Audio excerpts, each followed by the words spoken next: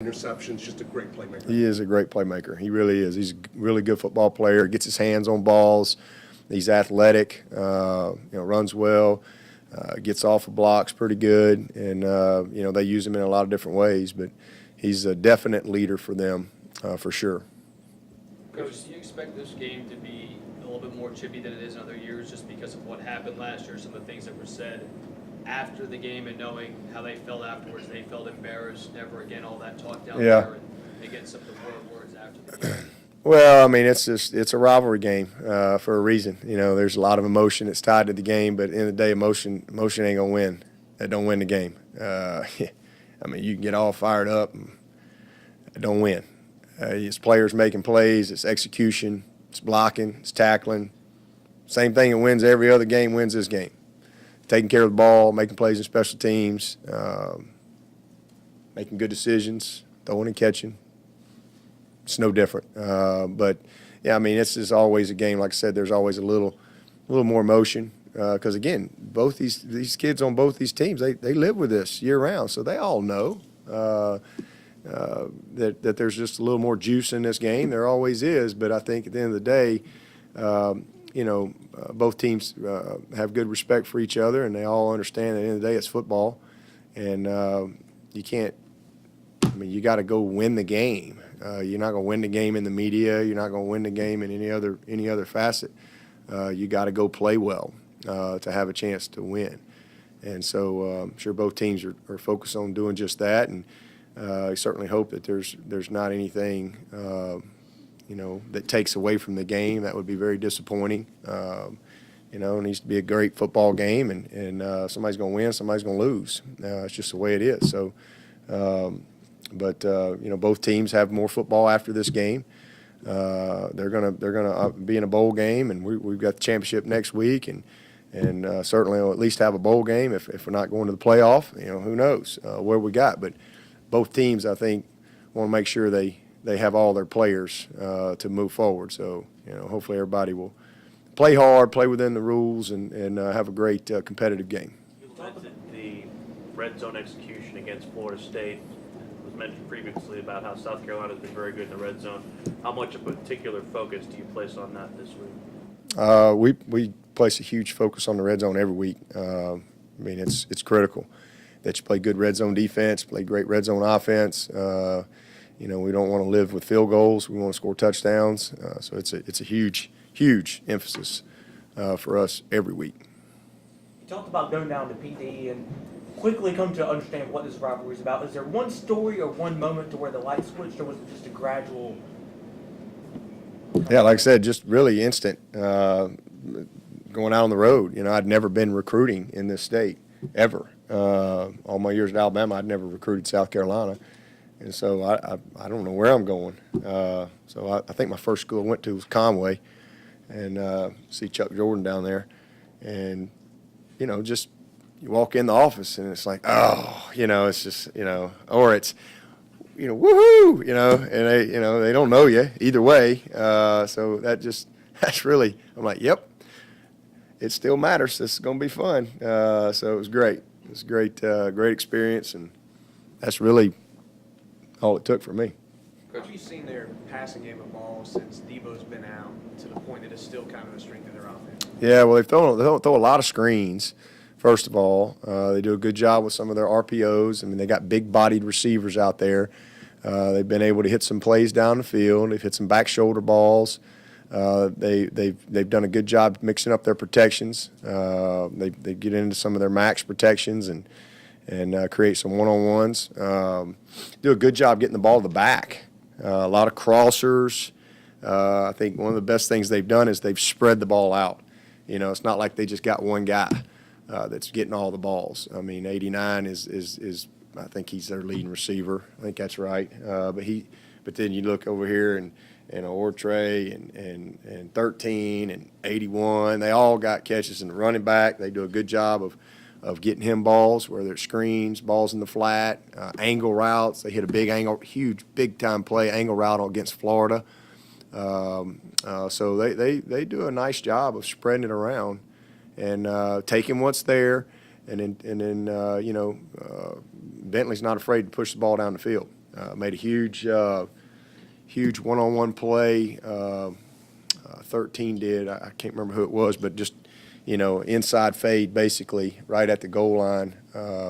Made a great catch, and, it was a good throw. So, they've just done a nice job of attacking coverage and taking what's there underneath when they've had opportunities.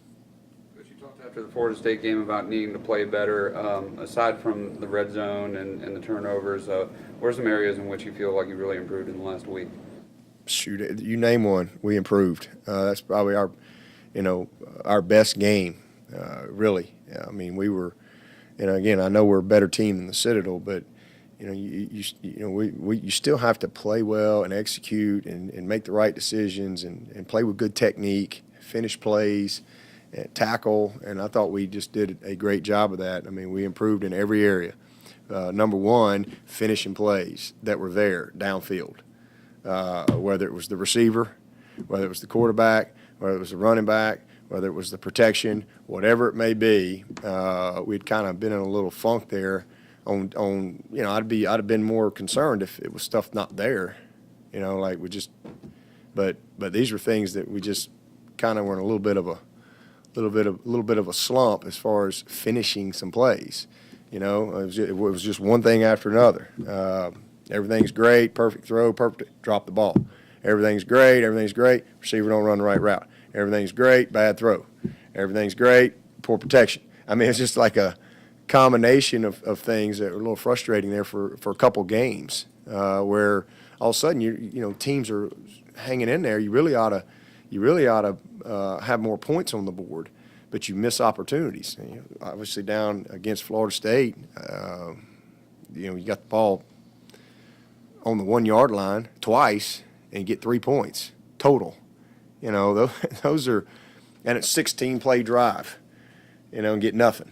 Those are things that just finishing drives. We only had 1 3 and out against Florida State. Moved the ball all day. We just didn't finish some of the drives, and then making some kicks. I think we've improved there. Like I said, Spence is 4 out of his last 5. I know I'm counting one of them as a timeout, but I count it. I'm looking for every silver lining I can get. So we've made some improvements in all areas. Our depth is an area that I think we've improved our football team over the course of the season, certainly over the last 3 weeks. I think we've got just really good focus right now, and that's what it's going to take to get where we want to get to. Coach, how impressed are you with what Coach Muschamp has been able to do in just his second season with the Gamecocks, and what kind of energy does he bring to the atmosphere of a game like this? He's done a great job. I mean, that's just pretty much speaks for itself. I mean, you don't need me to break it down for you. I mean, they weren't very good when he got there. They didn't win many games. And last year, first year, took them to a bowl game. And this year they're 8-3. So, I mean, he's done a phenomenal job. And you see that when you watch the tape. They're very well coached on both sides of the ball.